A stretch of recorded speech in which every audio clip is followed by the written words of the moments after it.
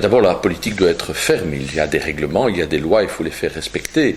Mais c'est aussi un travail de pédagogie dans les écoles, auprès de la société, pour expliquer quand même aussi les conséquences et les dangers de l'antisémitisme, du rejet de l'autre.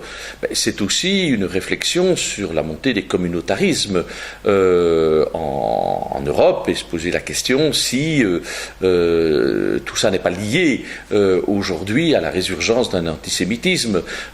C'est sans doute aussi les amalgames. Et donc le politique peut faire beaucoup, à la fois en termes de loi, en termes de pédagogie et en termes de fermeté.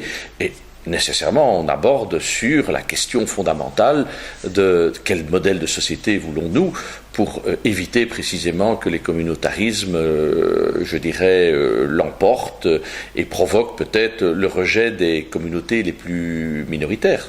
Par rapport aux dérives sur Internet, notamment, est-ce qu'il y a un moyen d'action ?